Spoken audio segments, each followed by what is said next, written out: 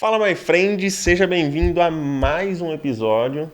Desta vez eu estou com um cara extremamente importante dos dados. Esse daqui ele puxa dado de tudo quanto é coisa e ele te fala. É quase a mulher do tarô. Melhor, né? Melhor do que a mulher do tarô. Rafael Kevin, seja muito bem-vindo, Rafa. Muito obrigado, Aurélio. Obrigado pelo convite. É um prazer estar aqui com vocês hoje, cara. Hoje nós vamos destrinchar, galera, sobre a construção civil, o mercado da engenharia, e o Rafa nada melhor do que ele para poder entender dessa galera aí. Ô Rafa, mas antes disso, conta um pouco da sua trajetória para a galera. Bom, legal, vamos lá. Bom, mais uma vez, obrigado pelo convite. É um grande prazer aí poder bater esse papo, dividir um pouquinho dessa história com vocês. Eu sou engenheiro mecânico por formação, trabalhei muitos anos como orçamentista e vendedor técnico de empresas de instalações complementares. Eu tive a oportunidade de viver vários momentos da construção civil e eu costumo dizer que o orçamentista ele era o cara que prospectava, ele é o cara que compunha o custo e fazia, enfim, a mágica acontecer até o contrato ser fechado, né? E no decorrer dessa jornada eu peguei o movimento de incentivo da Ancine, então vivi uma época muito boa de Cinépolis, tive a oportunidade de trabalhar em grandes casas aqui em Ribeirão Preto, que eram do ar-condicionado, e aí, né, essas empresas fizeram obras que são referências na cidade, como o Hospital da Unimed, dentre outras, e por fim eu acabei caindo em uma empresa que era muito focada em fazer multifamiliar vertical. Então, ele fazia assim, para as principais incorporadoras de Ribeirão e sempre tinha a mesma dificuldade, né? Quando você olha para um EPCista, quando você olha para uma empresa que vende ali uma hora homem, essas empresas elas sempre estão envolvidas no que a gente chama, a literatura chama de venda complexa, né? Não basta você saber, poxa, está acontecendo um hospital em Ribeirão Preto e é a construtora X que está ali. Se você não souber todo o ecossistema de quem está ali fornecendo e tudo mais, isso e nada é a mesma coisa, né? Só que lá atrás, cara, ninguém falava... E o acesso à informação para isso era muito menor. Não, cara, assim, no passado, eu lembro, tem um Burger King aqui nessa avenida, acho que na Presidente Vargas, cara, até o muro da obra eu precisei pular para conseguir falar com o engenheiro. Então, eu falo que os vendedores técnicos, muitas vezes, eles não têm um passo a passo, um playbook definido. Não que tenha que ter também, sabe? Mas cada um faz de um jeito. Não tem um padrão, né? Não tem um padrão. E o nosso mercado é um mercado muito relacional, né? E se a gente olha para relacionamento, vamos falar sobre relacionamento. Lá no passado, era muito comum um projetista receber fabricante e quanto mais ele projetava e referenciava aquele fabricante, esse cara era convidado para cruzeiros, ele era convidado para grandes eventos. Hoje em dia, pulverizou, né? Então, tem muito mais projetista, tem muito mais empresas técnicas, EPCistas. E aí, dentro disso, o fabricante agora ele dá uma televisão, ele dá algum brinde. Exato. Então, poxa, tem um grande volume de negócio acontecendo no mercado? Sim, mas a forma de fazer relacionamento ela mudou, né? E aí, quando a gente olha para isso, dessa maneira, eu tive a oportunidade de ver vários movimentos do mercado. Por exemplo, a crise de 2014 e 2015. Comecei a empreender nela. Todo mundo se reinventou ali para buscar qual era a melhor forma. Eu peguei, ainda antes disso, os primeiros movimentos de faturamento direto, para evitar a bitributação na hora de comprar e revender ali algo que poderia ser faturado direto para o cliente. Até o advento da pandemia. No advento da pandemia, teve muita empresa, os caras dominavam setores, tinha concorrentes que dominavam os setores, e os caras não tinham um site, cara. Os caras não tinham um site. E aí, assim, como você é encontrado na internet, né? Não menosprezando, não diminuindo ou algo do tipo, mas ali as empresas começaram a entender a importância disso, né? De estar sendo visto ali dentro, né, do mecanismo. E que isso também faz parte de um relacionamento, né? E aí na construção desse relacionamento como um todo. 2016 foi quando eu comecei a Constru Connect, né? Conta essa história aí, que eu fiquei sabendo que papel de bar vira negócio. Eu tava com um amigo, cara, num pub famoso de Ribeirão Preto. E aí, assim, jogando conversa fora, né? Muito chorando as pitangas. a ideia inicial era, cara, e se tivesse um site... O choro dos engenheiros. Se a gente pudesse entrar e ver onde todas as obras que estão acontecendo numa região tivessem ali catalogadas, assim. Isso foi a primeira ideia. Primeiro desenho. A primeira vez que a gente falou disso, né? E aí, de lá para cá, eu comecei a consumir muita literatura americana sobre o que a gente chama por venda complexa, né? Uma literatura que hoje tem 10 anos já, sobre o desenvolvimento de relacionamento e conseguir olhar para aquela empresa e falar assim, cara, eu quero marcar uma reunião com esse cara. Então, grosseiramente falando, essa é a literatura do mercado no qual a gente está inserido. E a gente começou a testar, né? Eu comecei a testar uma empresa, nessa empresa na qual eu trabalhava, que faturava, sei lá, ele costumava fechar negócios de 300, 400 mil reais por contrato e com um processo, um passo a passo, a gente conseguia fazer ele fechar negócio de 1 milhão e 200, 800 mil reais. Aí se a gente replicava isso para uma empresa que tinha um contrato menor ali de 30, 40 mil reais, se a gente fizesse a mesma coisa, esse cara vinha fechar negócios ali de 100, 150 mil, seguindo literalmente um playbook. Sim. E ali naquela época, cara, a primeira versão de Constru Connect foi uma planilha de Excel. Então a gente tinha um Google Sheets fechado. Você quer assinar a Constru Connect? Paga aí $200 por mês e eu te libero acesso à planilha. Então era mais ou menos assim. Tá? E lá você disponibilizava, tipo, um mailingzão de contatos pro cara... Era tipo assim, ó, o HC tá contratando isso, vai lá e o comprador é esse. Então a gente fazia muito artesanal, talvez, na época. Manual pra caramba. Você que entrava nos sites para pegar às vezes na os rua, dados. Cara, pegava sede de carro. Então, o começo foi bem isso, assim, sabe? Que doideira. E assim, nunca ia conseguir fazer a nível Brasil, né? O Brasil é muito grande, né? E ao mesmo tempo... Regional pra caramba. Muito bairrista também. Então, essa foi a primeira versão da hipótese, né? Quando a gente conseguiu fazer ali 3 empresas seguirem esse mesmo padrão, a gente entendeu que tinha um processo, né? Em 2019 eu busquei um programa de aceleração, que a gente fala, né? Que basicamente é como se fosse um processo de vários mentores opinando ali sobre o momento em que você está da empresa. Chama Founder Institute, é uma instituição de Palo Alto, do Vale do Silício, na mesma cidade que fica o Facebook. E eles tinham um capítulo aqui em Ribeirão Preto. Então, você aplicava, né? Se aprovado, você pagava ali, submetia o projeto para ele te mentorar. E aí, durante um ano, você recebia mentorias, né? Você tinha sessões que ia falar sobre como você vende, como o seu cliente recebe isso. E, na época, os mentores da região eram empresas da Biblu, do iFood... eu não lembro todos, mas eram esses caras que vinham, eles tiravam ali dentro de uma sessão um período de 3, 4 horas para te ouvir e às vezes os caras falavam, cara, isso aí tá horrível. Não funciona, larga a mão, fecha a empresa. Para você buscar a maneira de vir melhorando. Eu não lembro agora os números exatos, mas sei lá, são 200 aplicações ao programa, aptos a participar do projeto, acho que 18 ou 20. E aí a gente terminou como finalista, como melhor startup do ano no capítulo de Ribeirão Preto.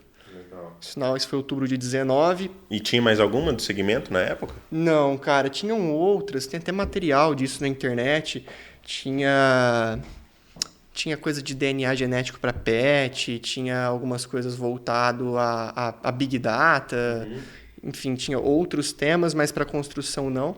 Inclusive, um dos caras da banca de avaliação foi um diretor de tecnologia da própria Build, que é o Kim. Ele compôs a nossa banca na época. E aí, como a gente ganhou em primeiro lugar, eu fui para Palo Alto, passei ali 20 dias no Vale. Conheci lá toda a operação de perto. Aí você conhece Benches, que a gente estudava durante esse período, que eram empresas parecidas que a gente estava se propondo a fazer lá nos Estados Unidos. E aí, quando eu voltei, pandemia.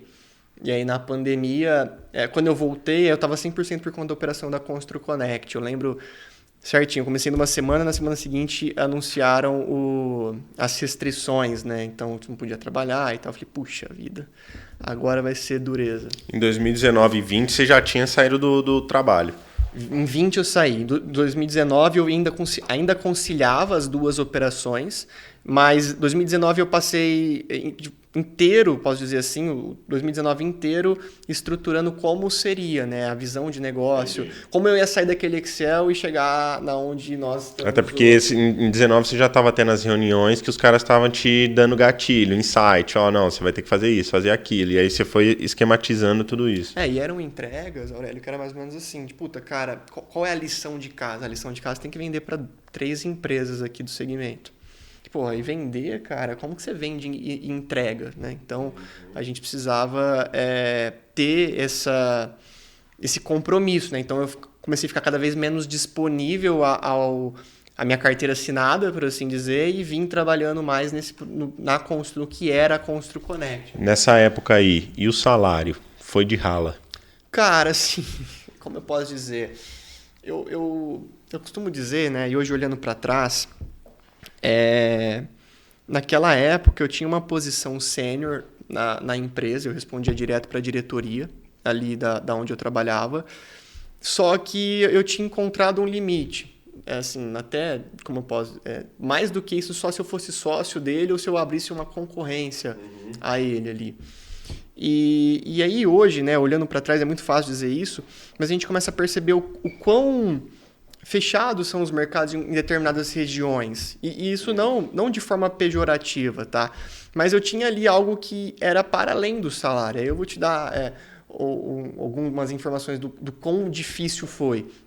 Né? Eu tinha um ganho, uma renda de um profissional, um engenheiro com uma senioridade alta dentro do segmento. Eu entregava resultado para a empresa. A gente fazia a empresa movimentar essa empresa em questão.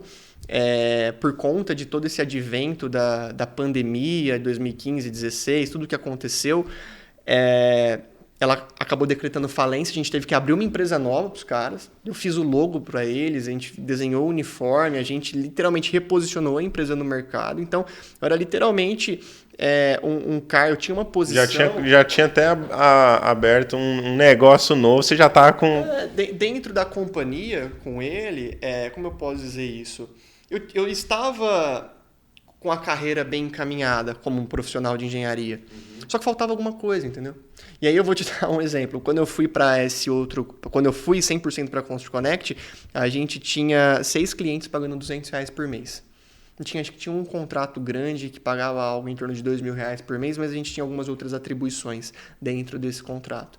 E eu comecei o negócio... Não dava 10 mil de entrada na empresa. Não, assim, cara, isso sem nenhum tipo de apadrinhamento, assim, para uma empresa maior suportando essa operação, isso por conta mesmo, sabe?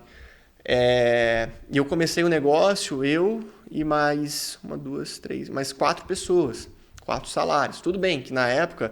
valores menores, mas a gente sempre honrou ali. Não deixa de ser custo. Tanto que a gente tem membros da equipe que estão conosco até hoje. Nossa. Então, 2020 a gente atravessou desse jeito. 2021 eu cheguei meio que no limite, assim, falei, cara, eu não vou conseguir construir o produto se a gente continuar só desse jeito. Porque, por exemplo, a gente literalmente contava moeda na beirada do sofá para pagar o mês seguinte. E aí a gente foi pro mercado. Conseguimos a rodada de captação, a gente tomou uma rodada de investimento com investidores de risco, né? Fizemos um funding ali. Como que funciona isso, Rafa? O cara chega, por mais que você apresenta todo o projeto, né? Vai em busca do investidor e tal, dos grupos. E aí, o que é feito com essa grana? É realmente pautado no planejamento que você passou para eles? Porque às vezes, para quem pode estar ouvindo, né? Às vezes o cara é o famoso startupeiro, vai e abre a startup, agora caiu um pouco o nome da startup, né? Mas como que funciona quando o cara recebe uma grana? Acho que assim, a primeira coisa, Aurélia, é saber como você vai gastar esse dinheiro. Por exemplo, se eu colocar 10 milhões na sua conta hoje, você sabe o que fazer com esse dinheiro? Nossa, eu vou trocar de carro. Esse é o grande problema. Então, assim, todo o dinheiro, para você chegar no número e na vírgula do que você precisa levantar, você precisa ter isso... O cara tem que ter planejamento em cima da grana. De uma forma bem resumida, assim, eu sabia que eu precisava construir o produto. E para construir o produto, eu precisava trazer pessoas. Tá? Eu costumo dizer que dessa época, de 21 até hoje, passaram mais de 100 pessoas dentro da Constru Connect, cara. Hoje a gente está com um time... a gente está com um time reduzido, mas eu precisei bancar tudo isso para que acontecesse. E para sair dessa carteira de 6 clientes pagando R$200 por mês para ter um volume expressivo, eu precisava poder queimar dinheiro. E aí como funciona? Cara, é literalmente um funil de vendas. Você vai mapear os investidores, que faz sentido para o seu negócio, você tem que sustentar uma tese, que aí tem que ir para além do PowerPoint, né? Porque o papel aceita tudo. Mostrar alguns números. E você tem que ter número que seja convincente o suficiente. E sustentar essa tese, né? Você acha que ser engenheiro facilitou? Cara, Por dominar um pouco os números? eu acredito que eu tenho muito... A minha cabeça ela funciona muito como um processo. Hoje eu olho para a Constru Connect, a posição das mesas ela segue uma linha de como se fosse uma fábrica mesmo. Então tem a mesa de produto, a mesa de operação e a mesa de expansão. Então eu literalmente olho para isso como uma linha de produção fabril. O que eu acredito que foi pertinente assim foi a constância, sabe? E conseguir ter o processo. Então, beleza, eu conseguia sustentar a tese da minha planilha. Que, por exemplo, o que você faz com R$1 milhão? Eu vou contratar X pessoas e com X pessoas vai acontecer tal coisa. Será? Entendeu? Então, assim, nada e hoje eu... É muito superficial, né? E assim, aí eu vou te dizer, era pro dinheiro durar 4 anos. Acabou em 2. Entendeu? Exato. Então, aí as coisas vão acontecendo, mas a gente construiu o produto, a gente reteve quem precisava reter para levar a operação adiante. Então, posso dizer com bastante segurança que a gente teve sucesso no que planejamos. Legal. E aí, estruturar também um processo de funil, né? Eu vou mandar tantos e-mails, eu vou mandar X, one page, eu vou ter tantas reuniões e vir cascateando, né? Até virar negócio. Eu acho que nesse aspecto a engenharia me ajudou como processo também, assim, sabe? Entendi. E hoje, olhando, antes da gente falar um pouco de mercado, olhando para a Constru Connect, qual que é a expertise de vocês? Hoje a Constru Connect ampara a operação de grandes empresas e grandes indústrias no Brasil, principalmente para transformar informações que são públicas em algum tipo de estratégia. Seja uma estratégia para compra, para prospecção de fornecedores, homologação de fornecedores, ou para previsão de mercado futuro, por exemplo. Você pode contratar a Constru Connect e o sistema da Constru Connect para entender como estão hotéis e hospitais, novos hotéis e hospitais na região Nordeste no Brasil nos próximos 2 anos. E aí a nossa expertise, eu não gosto muito da palavra diferencial, mas onde está o nosso principal esforço é justamente em conseguir sumarizar todas essas informações e transformar elas em coisas que sejam realmente úteis. Porque aquilo, né? Eu posso falar para você, poxa, eu quero entrar no mercado de data center, por exemplo, que é o mercado sexy do momento. Não adianta nada. Cara, vai lá e fala com a Sueli, tá aqui o e-mail e o telefone dela. Isso e nada pode ser que seja a mesma coisa. Entendeu? Então, quando a gente monta uma estratégia para algo nesse sentido, a gente consegue realmente traduzir para como o mercado realmente funciona. E mais do que, toma aqui uma planilha com esses contatos, que era o que a gente fazia no passado, entendeu? Entendi. E aí dentro do Constru Connect hoje, vocês trazendo todas essas informações, não necessariamente... Deixa eu pensar melhor. Eu conversei com, não sei se você conhece, Augusto Carminati. Uhum. Augusto é futurista. Sim. Talvez é um pouco, não igual, mas é como se você desse a base para o que o Augusto faz. Okay. É mais ou menos isso, que você puxa todos através de dados e informações públicas, você pega o cara que é futurista, o cara trabalha sobre estatística, né? E ele vai trabalhar todas essas informações que um Constru Connect, por exemplo, traz e apresenta, sei lá, previsões para o cliente, vai traçar estratégias de crescimento. É basicamente para isso que o Constru Connect está mirando. E assim, eu gosto muito do Augusto, tenho um carinho gigante por ele. Foi ele a equipe dele que trabalhou no logo da Constru Connect, todo o branding da Constru Connect foi o Carminati que fez. Eu já tive a oportunidade de estar num camarote de um show do Iron Maiden aqui em Ribeirão Preto, da família deles. Então é um cara que eu tenho bastante carinho. Coincidentemente ou não, é um cara que tem bastante carinho. O que eu vejo assim, entre similaridades e diferenças ali, né? Como você bem disse, o Augusto ele é um futurista, né? E aí quando a gente fala de futuro, o futuro ele é um comprometimento, né? Se as pessoas se comprometerem nesse momento que o futuro vai ser carro elétrico, o futuro vai ser carro elétrico. Se agora as pessoas se comprometerem que não, o carro elétrico vai acabar, ele vai acabar. E diferente do que fazemos, basicamente a gente vai olhar para trás.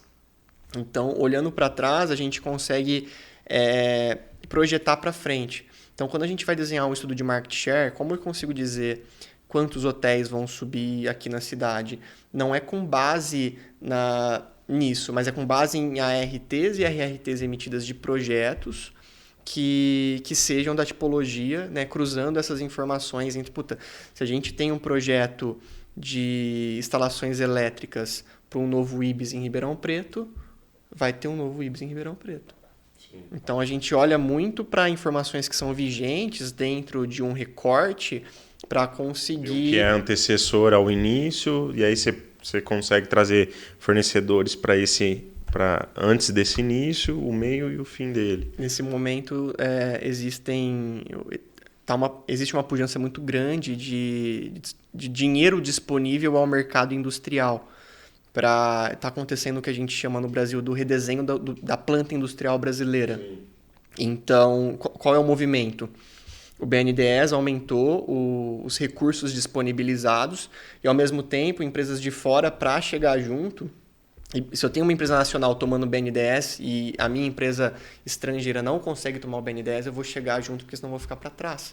Mais ou menos assim, tá? Não que essa seja a única a verdade absoluta. Puxa o cara como parceiro e vamos junto. Mas é mais ou menos isso. Então, se você consegue olhar, por exemplo, a Eurofarma tomando um X de recurso para construir uma nova planta de produtos de saúde humana em uma região no interior de São Paulo. Logo em seguida, você vê a MS fazendo algo muito parecido. Aí depois você vê o Instituto Butantan também fazendo algo muito parecido. Ou seja, uma coisa puxa as outras coisas. Se a gente olha para o mercado de automobilístico, né? Você pega novas expansões da Toyota na região de Sorocaba, você pega todo o movimento da BYD também investindo em montagem de veículos no Brasil e também frotas elétricas para ônibus e caminhões. A Volvo vem e também puxa, a GWM vem. Então, assim, uma coisa vem puxando a outra e nisso o Brasil vai crescendo dentro de coisas. E aí qual é o nosso papel? Saber como a gente vai olhar para isso e como isso pode impactar a gente. Vou dar outro exemplo. Esse ano é um ano eleitoral. Sim. Em anos eleitorais, contratos de licitação ficam suspensos 3 meses antes das eleições. E se você pega aquelas empresas que vendem só para mercado público, eu estou falando que vai ter várias empresas... vai ter uma sazonalidade de 3 meses. Ele tem um ano comercial de 7 meses. E ele só vai poder vender depois pós-mandato. Então, como isso impacta para você que não vende para o mercado público? Não impacta porque eu não vendo no mercado público. Você não, mas seu concorrente sim. Então, mão de obra vai ficar mais... o cara vai pagar mais barato na mão de obra. Muita coisa vai acontecer. E aí as empresas começam a se organizar para pensar sobre isso também. E aí, qual é o nosso papel, né? A gente sempre toma muito cuidado para não ditar nenhuma verdade absoluta. Porque a gente tem muito, muito receio de dizer, esse é o movimento do momento. Muito pelo contrário, a gente vai sempre ler o maior número de informações possíveis e trazer para que você decida com o que fazer a partir daqui. Top. Para onde que a ConstruConnect está olhando? Ficar só no mercado da engenharia? Consegue trabalhar dados públicos de outro setor? A ConstruConnect tem um horizonte no qual a gente olha para 2030, onde a gente precisa responder 3 perguntas, né? Primeiro, partindo do princípio que o mercado da engenharia e da construção ele é significativo para a economia do Brasil e movimenta uma parte do PIB, a gente precisa responder se as empresas vão continuar construindo até 2030. A gente pressupõe que sim. Entendi. A gente pergunta se quem constrói vai sempre buscar maneiras de otimizar os seus processos construtivos, seja buscando alternativas que vão bypassar o tema do envelhecimento da mão de obra ou escassez de mão de obra, que vão buscar ali alternativas que ganham em performance? A gente pressupõe que sim. E se a gente olhar para 2030, essas empresas que são fornecedoras, elas tendem a continuar vendendo? Também a gente pressupõe que sim, porque a empresa que não vende, não se sustenta. Ela não continua. Então, quando nós olhamos para esses 3 pilares, a gente consegue traçar um horizonte até 2030, e eu costumo dizer, né, eu acho que a gente tem bastante convicção, assim, né, que já nesse momento a gente ampara grandes estratégias comerciais que carregam algum tipo de dificuldade e resolve elas a partir do que a Constru Connect entrega, saca? Então, nós conseguimos pegar essa informação e, você está olhando para um mercado local, regional, você pode vir por aqui e por ali. E isso faz a diferença no final do dia, né? Então, a gente quer fazer mais disso.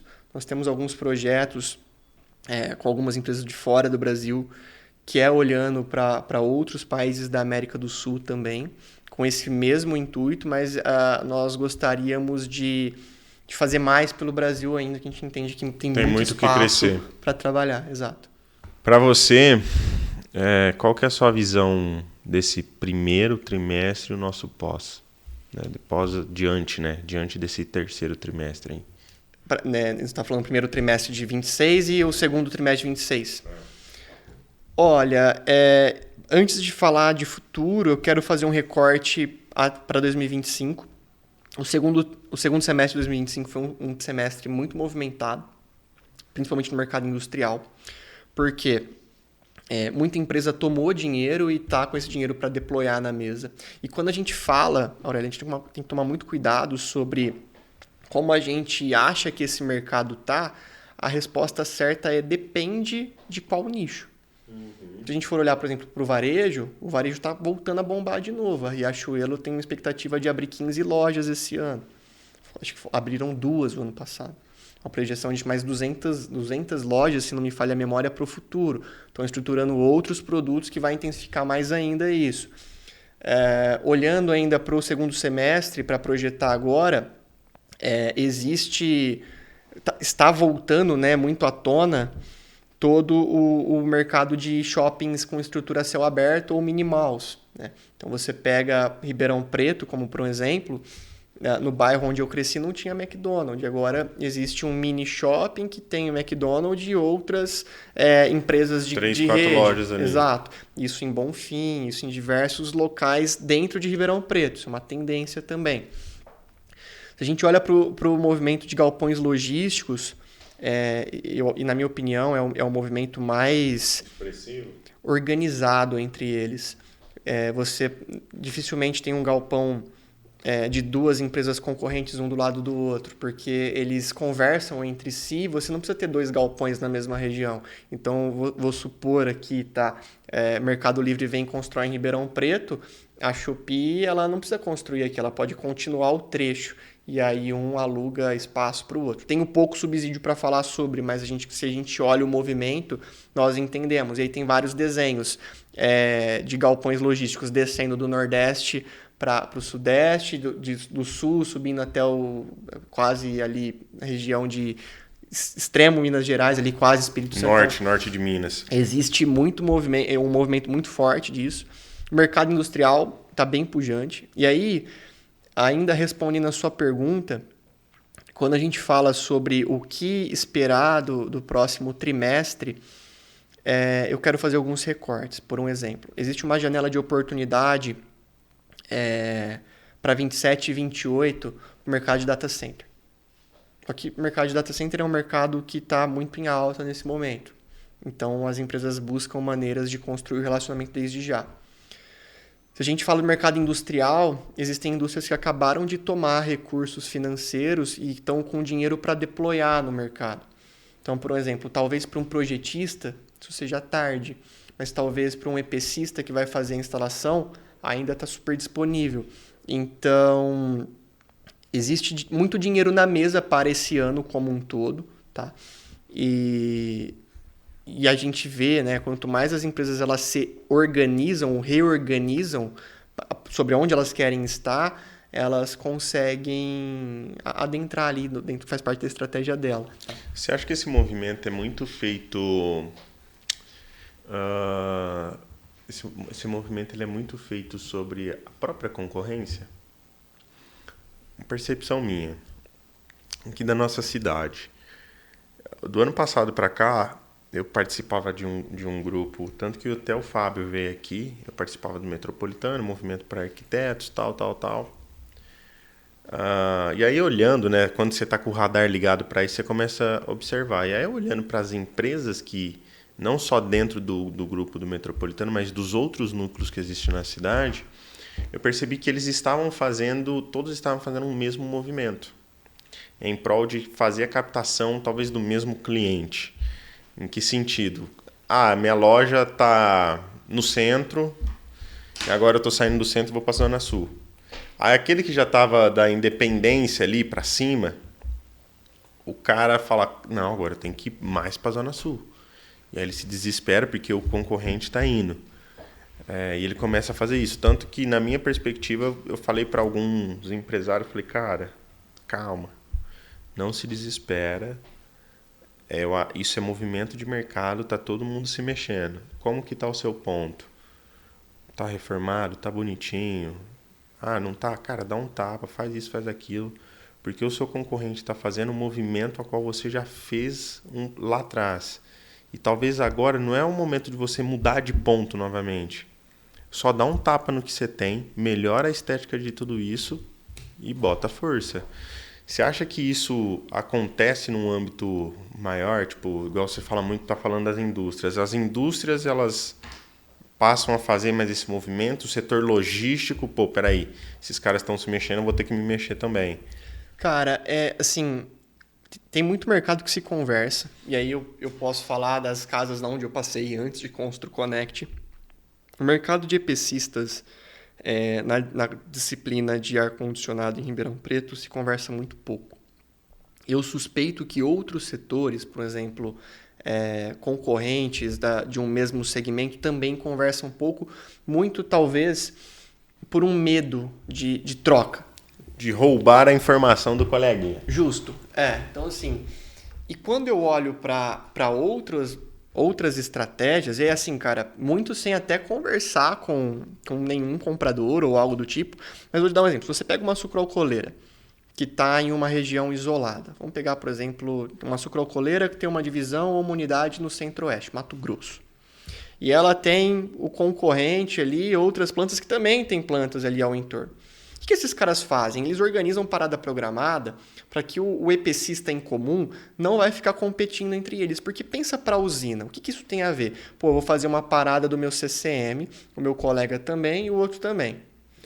Se todo mundo para ao mesmo tempo e existe só essa empresa para fazer tudo, o que essa empresa vai ter que fazer? Ela vai ter que contratar mão de obra para atender todo mundo. Sim. A hora que acabar, safra entre safra, ou essa turma vai para um outro mercado, que muitas vezes é difícil, ou ele vai desligar todo mundo e depois contratar de novo.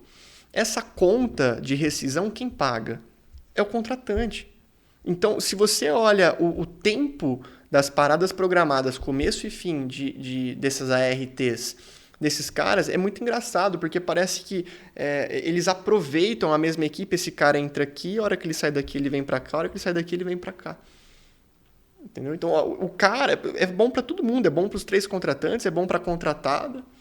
E acho que assim, existe a possibilidade disso acontecer? Sim, quando a gente traz para empresas que têm talvez um planejamento menor ou uma capacidade de olhar no médio e longo prazo também menor, esse cara ele não sabe. E aí ele sabe que ele tem que fechar a obra daqui a 2, 3 meses. E ele vai fazer qualquer coisa para fechar essa obra. Mas eu acho que isso é um pouco de defeito do setor da construção. Cara, eu peço a licença poética para achar alguma coisa, mas como um engenheiro, eu sempre falo que a faculdade ela não ensina a gente a vender, né? Não, zero. Então, basicamente, a faculdade ela vai te ensinar a ser um ótimo generalista, técnico. E o que é pregado, isso é muito engraçado também. Quando você conversa com 100 empresas técnicas, as 100 vão te falar assim, cara, o meu diferencial é a minha entrega técnica. Você e dos outros 99 que a gente conversa. E aí, qual é o grande problema? Não existe nenhum pejorativo. Não, isso não é pejorativo e eu não estou considerando que os caras são ruins. Mas, cara, o fato de você ter uma boa entrega técnica, não é a consequência não é ter a sua porta cheia de clientes. Uma coisa tem nada a ver com a outra. Muitas vezes fala, puta, esse cara aqui trabalhou para mim, esse cara aqui ele não tem o mesmo nível de execução que eu faço, é um cara que vai pegar uma obra e vai aditivar alguma coisa ali na frente, mas o cara tá com um contrato que poderia ser meu. Sim.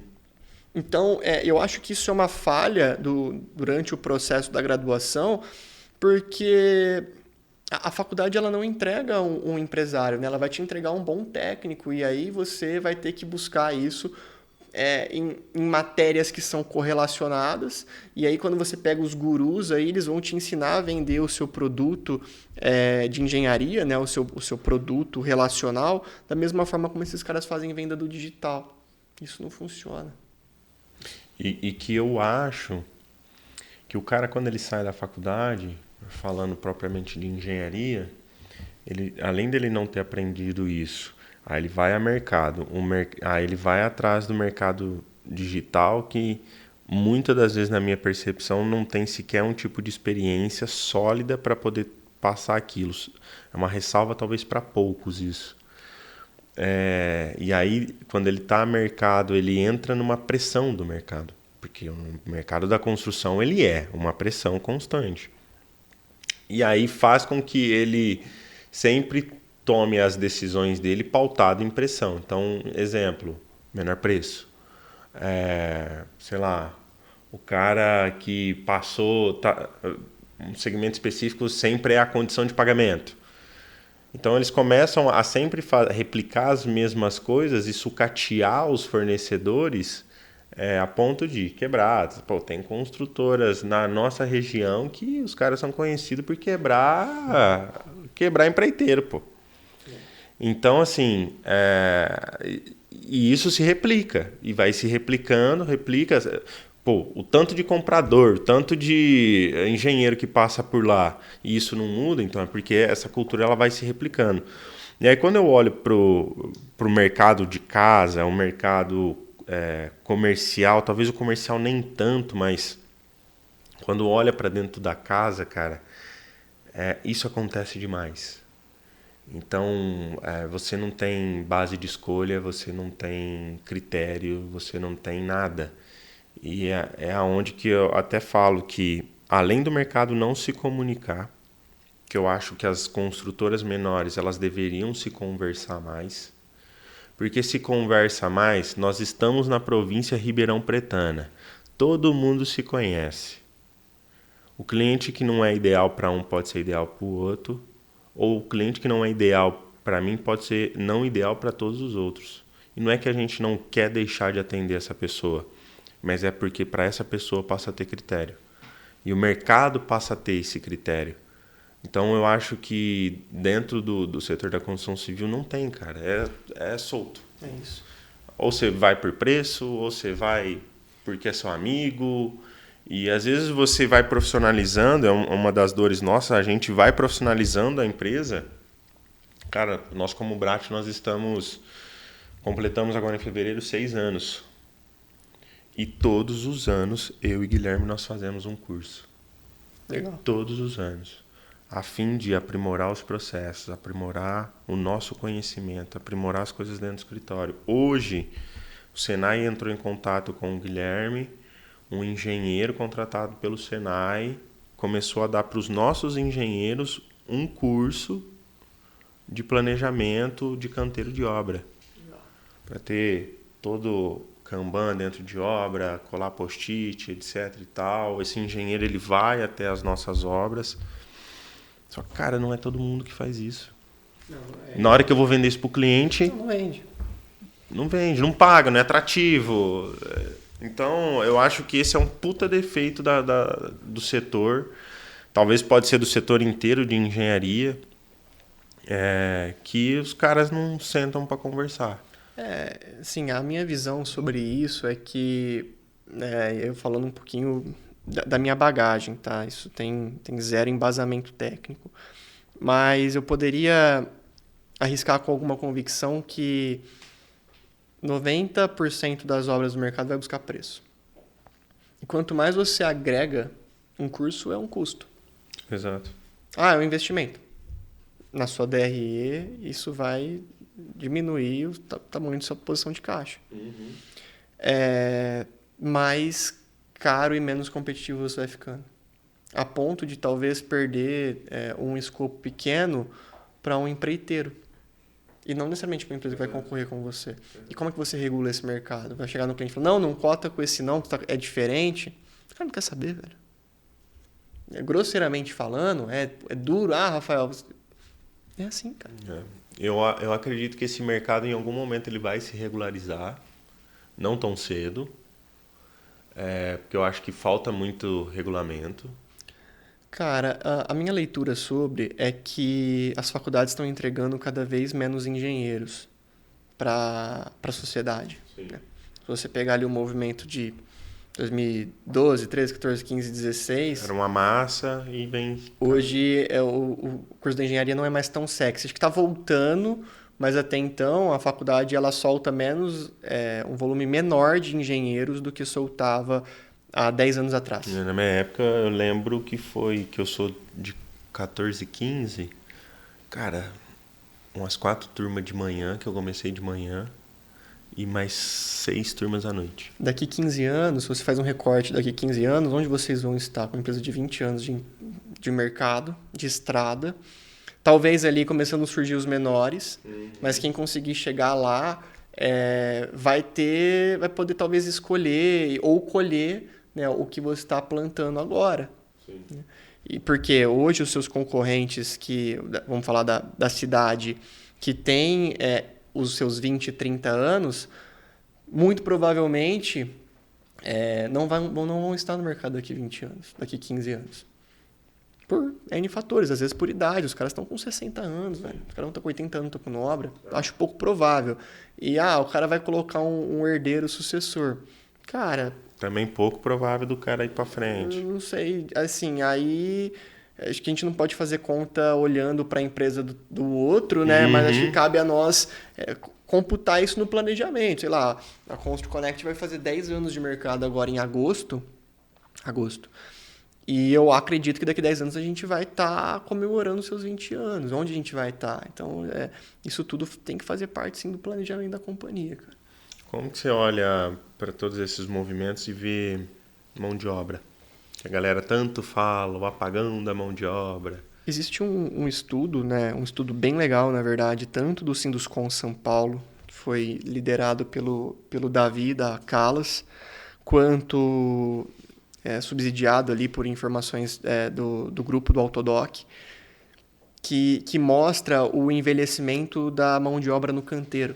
Isso é uma realidade, e não só no Brasil. Hoje em dia, por exemplo, você não cria o seu filho para ele ser um profissional do campo.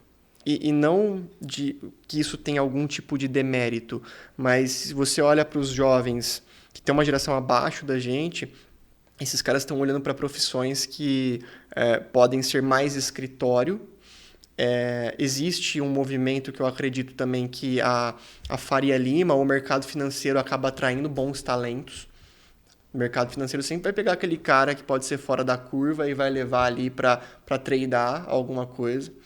E a gente também perde... E a base de remuneração é outra, né? Não, a gente não consegue competir. Né? Isso sem falar do boom de mercado de tecnologia, programador, que aí isso também é um cenário à parte. Mas vamos pegar aquele jovem que, por exemplo, eu fiz Senai. Eu fui eletricista de manutenção pelo Senai, na turma de, 2000 Guaraná de Rolha. Eu não estou no canteiro como executando, Sim. seja com uma posição mais sênior ou mais pleno. No decorrer da minha jornada, eu escolhi trilhar um outro caminho. E isso é cada vez maior. Hoje, se a gente for fazer um recorte, tem um recorte do Gartner que mostra que os jovens, né, a nível global, escolhem posições que são de influenciadores, de talvez, aí olhando muito para o recorte Brasil, motoristas de aplicativos de entrega ou qualquer coisa do tipo. Esse é um mercado que os caras estão perdendo mão de obra pra caramba. E aí você pega um cara que, por exemplo, poderia estar num canteiro ganhando talvez 2, 3 salários mínimos. Esse cara pode fazer o mesmo tanto trabalhando com uma jornada reduzida, alugando uma moto, por um exemplo. Muito. Um amigo meu, ele me falou uns dados esses dias que ele faz, sei lá, eu acho que era Shopee. Os caras, não lembro os valores ao certo, mas ele tava tirando R$ 400, quase por dia.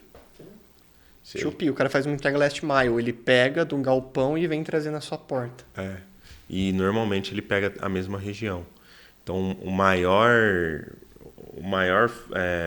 maior distância que ele tem, talvez é o ponto da casa dele até o CD. E depois do CD para essa região. E nessa região ele fica rodando ali. Faz todas as entregas possíveis que coube dentro do veículo dele ali naquela região. Tem vários, cara. Se você pegar um exemplo, mercado de transportes, um motorista de caminhão, de uma carga pesada, o cara tira, sei lá, talvez mais do que muito empresário no Brasil. Então, aí vamos trazer de volta para a construção civil. Como você resolve isso? Cara... Tem um gesseiro que o cara deixou de ser gesseiro e virou caminhoneiro. Cara. E ganha dinheiro pra caramba. Meu sogro, ele tem uma posição importante, uma transportadora da região de Bebedouro. Ele fala que os caras ganham, assim, mais do que muito empresário, cara. Na casa, tipo, de 5 dígitos.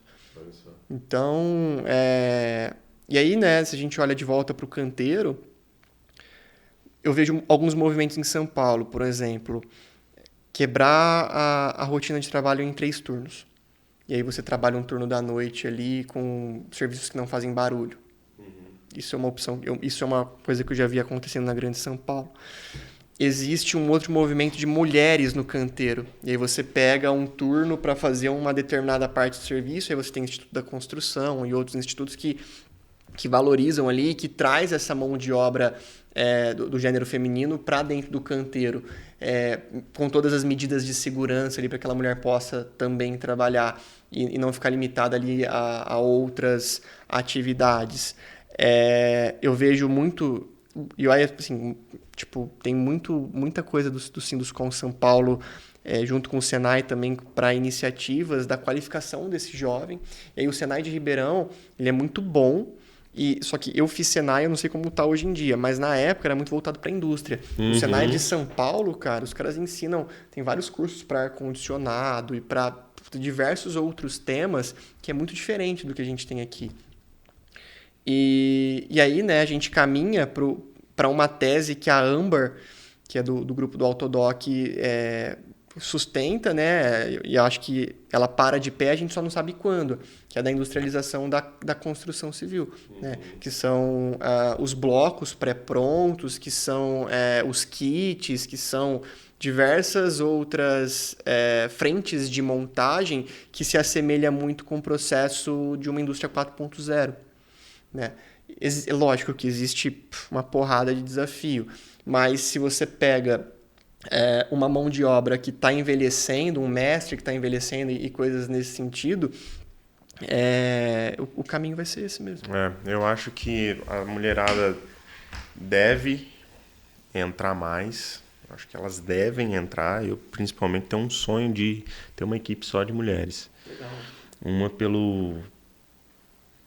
realmente para acender isso nas mulheres, porque tem mulher que tem muita qualidade para estar dentro de um canteiro, e outra porque o ver delas dentro de uma obra é diferente, isso é inegável.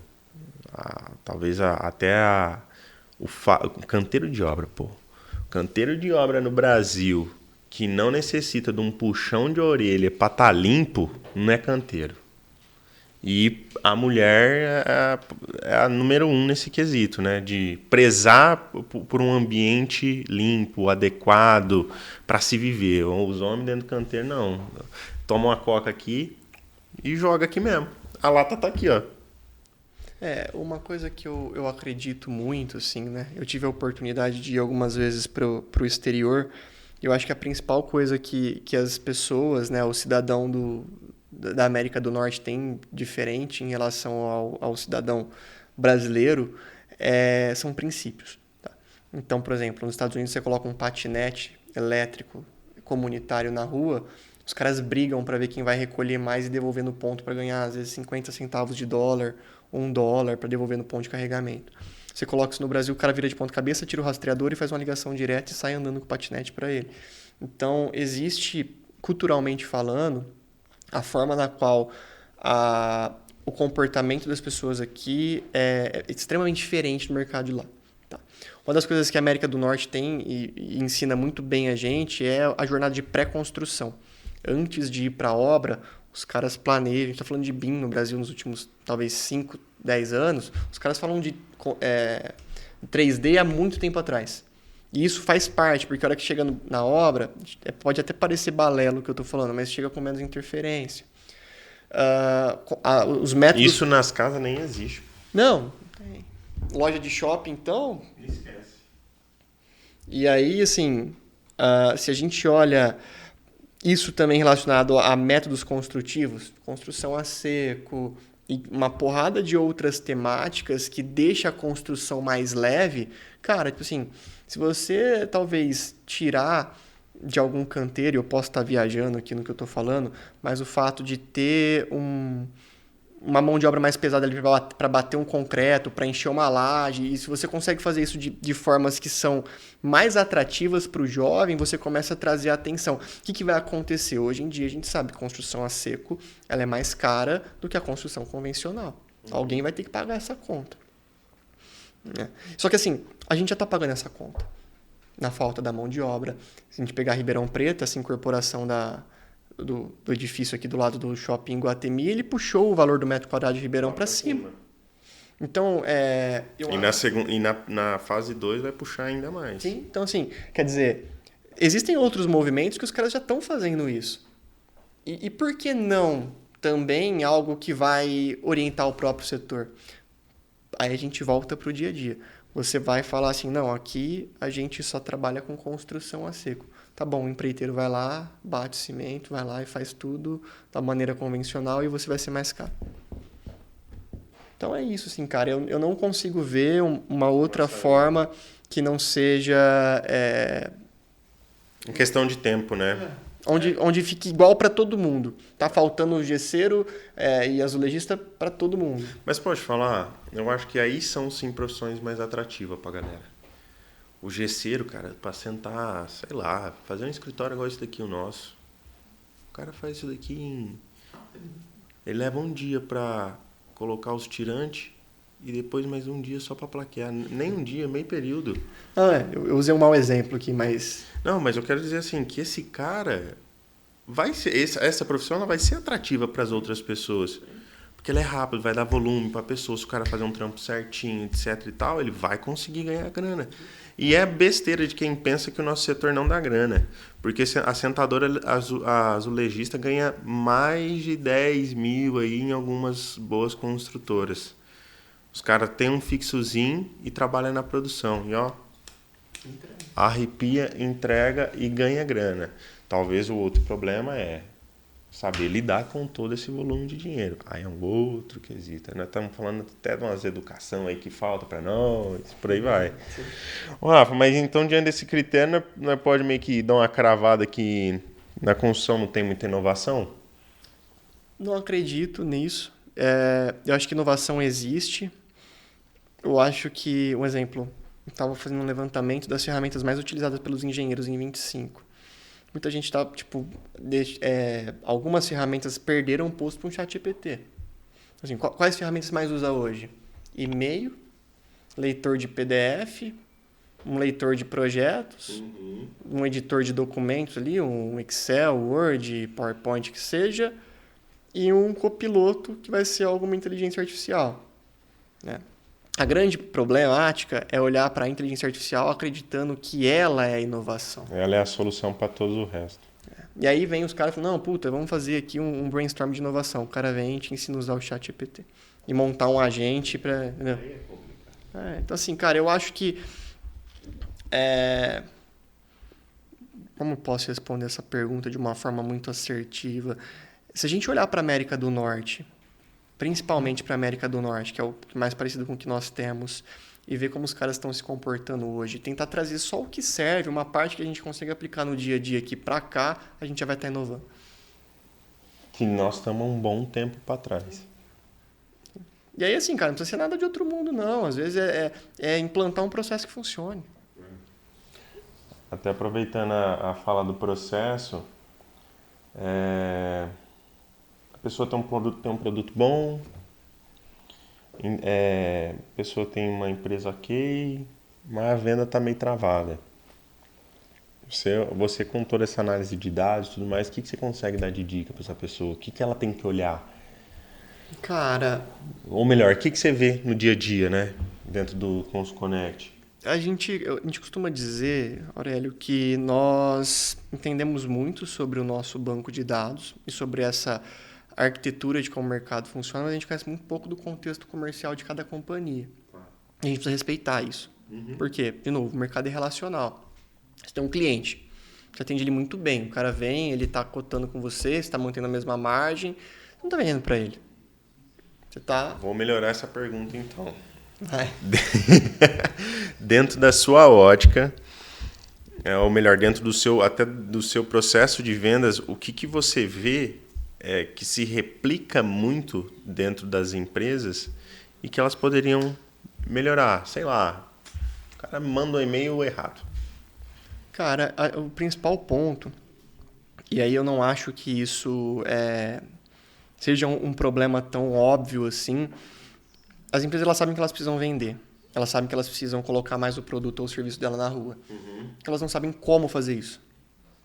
Ok? E aí eu quero fazer uma separação entre vendedores de commodity, cabo elétrico, qualquer coisa do tipo. E Cotação, né? E vendedores de serviço, que tem algum tipo de valor agregado dentro da entrega. Existe uma diferença grotesca, mas existe algo muito correlacionado entre uma e outra. Vou te dar um exemplo.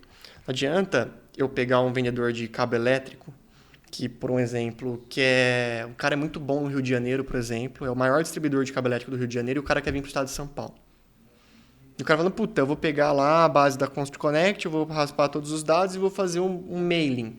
Disparar para geral. E aí esse cara tá pegando, por exemplo, contato de vários diretores, de várias empresas, de várias incorporadoras, e tá fazendo lá um mailing de promoção cabo elétrico 2,50 compre hoje. Aí o cara vai falar assim, puta, Rafael, isso aqui não funciona. Não mesmo. Desse jeito, não. Aí a gente estruturar isso. Fala, cara, vamos pegar esse case e vamos partir do seguinte princípio. É um commodity que você não precisa questionar muito. Se você tem uma obra, provavelmente você vai precisar comprar cabo elétrico. Se a gente pegar esse case em específico e falar, tá, ao invés de olhar para a construtora, que eu tenho um processo mais moroso de homologação, não vai ser da noite para o dia. Se você escolher um nicho talvez do EPCista, daquele cara que faz a instalação elétrica, talvez você tenha um delay mais rápido, porque esse EPCista pode estar com um escopo grande. E aí vamos pensar, se a empresa de engenharia, instalações elétricas, não está orçando e não está comprando, ela vai quebrar. Então, os caras sempre têm que estar com alguma obra ali. Então, se a gente usar... veja, essa é a tese que a gente escolhe. E isso é estratégia. Se a gente pega ali, talvez, o contato do dono com o discurso, eu sou o Rafael da empresa tal, sou líder aqui no Rio de Janeiro em cabos elétricos e eu queria poder participar do seu mapa de cotação. Pode me direcionar para a pessoa certa? Concorda que a chance de ser respondido ela é maior? Pode ser que não seja esse cara, mas veja, o primeiro problema desse cara é, às vezes, não respeitar o passo a passo. O cara quer mandar um e-mail e quer voltar o pedido e falar, puta, bati meta. Na realidade, o e-mail ele já é o WhatsApp em evolução, né? Porque o e-mail antes era ferramenta de comunicação, aí ela deixou de ser usada na sua grande maioria, mas ainda é muito usada dentro das grandes empresas, na formalização, etc e tal. E acontece muito isso. Então, tipo, o cara recebe um enxame de e-mail. O que ele faz? Deleta. Aí, ainda sobre isso, é garantido que esse cara vai vender no estado de São Paulo? Muito provavelmente não, porque tem uma diferença de ICM entre Rio de Janeiro e São Paulo. E aí, de novo, se abrir praça fosse fácil, todo mundo faria.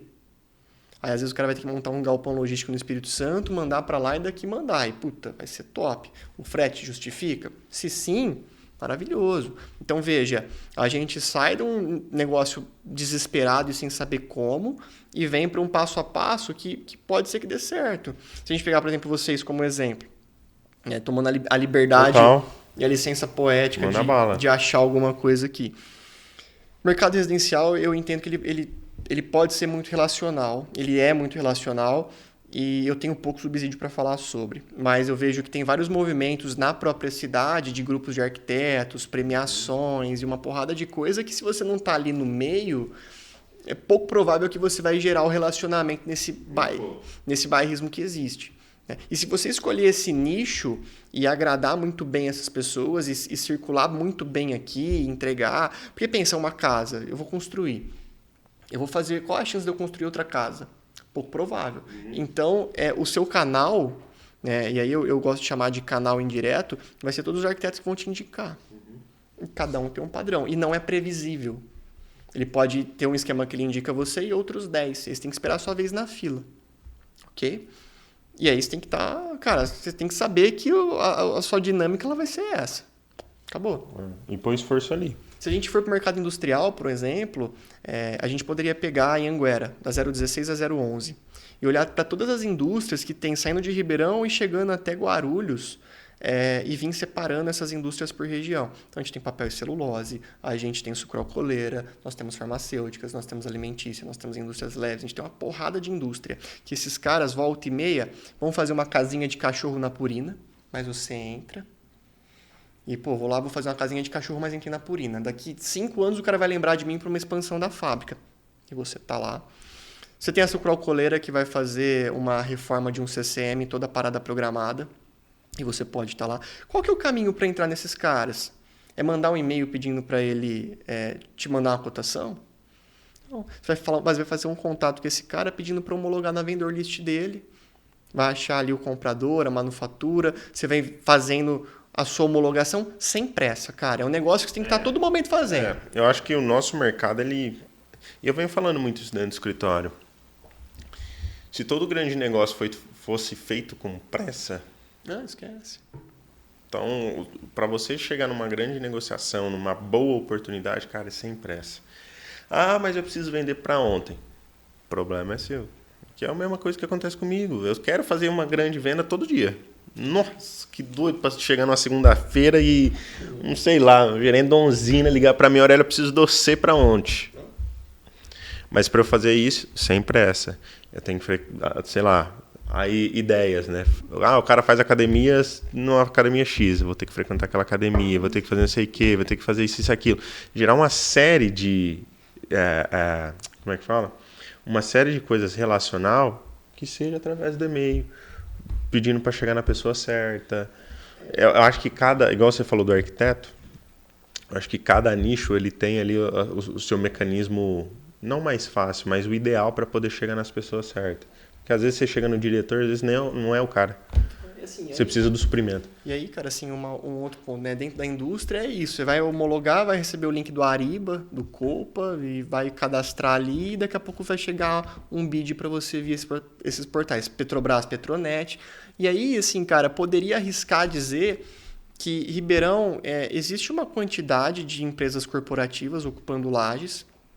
Nesse momento em Ribeirão, tem muita empresa incorporando prédios corporativos. A gente tem a Build, a gente tem a Copema, nós temos a Enoch, nós temos, enfim, uma porrada de gente. A Biarte aqui com o Sorro, sei lá como é que pronuncia. E aí, qual pode ser um caminho, né, que talvez não é o mais gostoso? Mas, cara, se você tem uma divisão de facilities dentro da sua companhia, e aí um exemplo, você chega na Bayer, que está aqui numa instalação do shopping, e fala, cara, puta, eu vou trocar sua lâmpada e sua tomada. E eu vou arrumar o seu carpete. A hora que esse cara mudar, ele vai lembrar de você. De novo, você não pode ter pressa. Até porque você já tá lá dentro.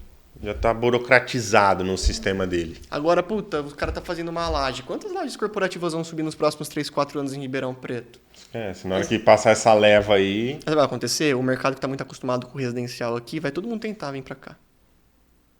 De uma vez, assim. Os caras vão começar a falar, mas esse cara aqui, por quê? Vai ser o grupo tentando olhar para uma oportunidade. Porra, se você está em Ribeirão, você está dentro de casa, cara, é oportuno para as empresas daqui, né? Cara, e acontece muito isso aqui, né? Tipo, tava no residencial, aí pandemia, no residencial vertical, pandemia. O povo quer construir, quer não sei o quê. Vamos pro lote, vamos pro condomínio. Aí sai fazendo aquele monte de condomínio. Agora para um pouco os condomínios, porque o residencial cai um pouco a força. Vamos subir agora o comercial. Que aí o Iguatemi já estava barrotado de gente e demanda reprimida. Aí vai e já solta uns 6 prédios todo comercial. Aí o movimento fica, né? Fica cíclico nisso. Se eu começasse uma empresa de engenharia hoje, eu iria por esses caminhos, cara. Exatamente por esses caminhos. Top. O Rafa deu a letra, hein? Contou o segredinho aí. Sei não. Ô, Rafa, pergunta final voltando lá atrás, o Rafa lá do Senai, depois vai pra faculdade. Conselho que você daria pra aquele garoto? Cara, é o que eu sempre falo, assim, dá mais errado do que certo. Tá? Vai dar errado o tempo inteiro, cara. Você tá aqui, vai dar errado. E o que divide a empresa que dá certo, que atravessa um período difícil e continua, é a persistência, cara. E você só persiste se você lembrar o porquê que você começou o negócio. Então, assim, e aí, cara, assim, sem esses papos de, não, mas se você lembra, o problema que você está resolvendo, você realmente acredita naquilo, você sempre vai estar trabalhando para melhorar. Mantém firme, né? Exato. Então, cara, era muito pouco provável se você olhasse para o Rafael lá do Senai, ou para aquele Rafael que era um engenheiro com uma senioridade em um mercado, era muito confortável para mim continuar onde eu estava. Tanto que eu tenho um amigo de faculdade que ele veio se tornar sócio de uma grande empresa aqui em Ribeirão Preto. E o cara começou junto comigo, ele que me trouxe para o mercado HVAC, e esse cara, ele ficou. E ele tem uma posição de diretoria hoje dentro de uma companhia, importante para a cidade. Eu seria esse cara, então eu acabei trilhando o que eu chamo de porta estreita, né? Uhum. E, aí, cara, assim, quando você, primeiro, né, tenta vender ou transmitir uma ideia de algo que não existe, é muito difícil para as pessoas entenderem o que elas vão fazer. Então, você tem que comunicar de uma maneira fácil. Sim. Tá? E a segunda, acreditar, porque, assim, pode até parecer muita besteira, mas, cara, família muitas vezes fala, puta, cara, vai para um outro negócio. Larga a mão disso. O concorrente vai falar, nossa, cara, eu tô voando aqui, o empreiteiro vai falar, nossa, o mercado tá ruim. Então, assim, só que você tem que lembrar o porquê que você está naquela posição fazendo o que você está se propondo a fazer. Eu acho que isso, se eu olho para os últimos 10 anos, cara, foi isso que trouxe a gente sempre a todo dia voltar para o escritório, quando a gente ainda não tinha os grandes contratos. Né? Então, a gente já imaginava que a gente conseguiria atender aquilo. Uhum. Lá em 2020, 2021. Então, eu acho que pode parecer balela, mas dentro do que diz respeito ao que você está construindo, eu acho que isso é o principal ponto, cara. Sem pressa. E foco. É isso aí. Ô, Rafa, recados finais pra galera? Cara, por minha parte, assim... Cara, se você está no mercado da construção e está envolvido nesse ecossistema de... Acho que toda empresa precisa vender, né? Uhum.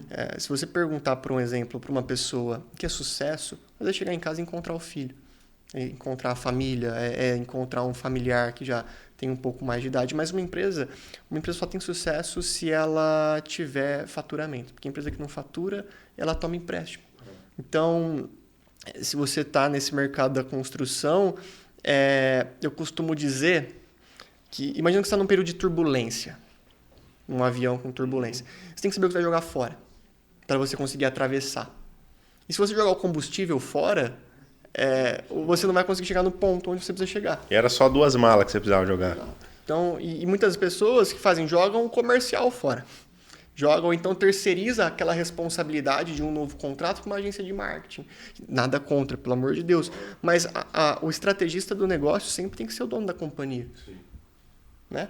Porque senão você vai... A visão é dele. Senão depois fala assim, puta, aquela empresa lá falou que não dava certo. Assim, mas, cara, a responsabilidade pelo contrato é sua.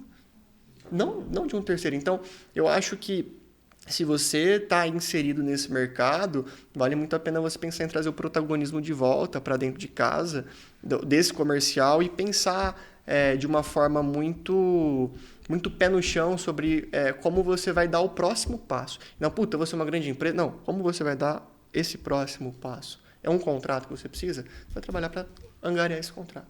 E você vai construindo a história. É isso, recado dado. Redes sociais? Cara, eu movimento muito meu LinkedIn. Meu LinkedIn eu sou bem ativo no LinkedIn, é só procurar por Rafael Kevin, não deve ter muitos, né? Então, muito do meu trabalho tá ali. A Constru Connect também tem, é só @Constru Connect o LinkedIn. E aí a gente aborda de temas mais institucionais por ali. E no Instagram nós estamos com uma @Constru Connect também. A gente está fazendo um trabalho muito voltados a curiosidades, né? Acho que o Instagram ele precisa ser mais leve. Não adianta a gente ficar querendo trazer... Bater a tecla de informação. Exato. Então, encontra a gente por ali e é isso, assim. É isso. Fechou. My friend, então, mais um Araque. Gravado. Fica aí o recado do Rafa. Agradecer pela vinda. Muito obrigado, eu que agradeço. Deu essa aula aí de conhecimento, estratégia comercial para nós. E não esqueça de curtir, compartilhar, mandar para seu amigo engenheiro, aquele orçamentista que tá doido para achar um cliente novo, o dono de empresa, manda para essa galera aí. Não esqueça de seguir a gente também, o Comitê TV Underline no Instagram, o Comitê TV no YouTube. E é isso, te aguardo no próximo episódio. Fechou, my friend? Bye!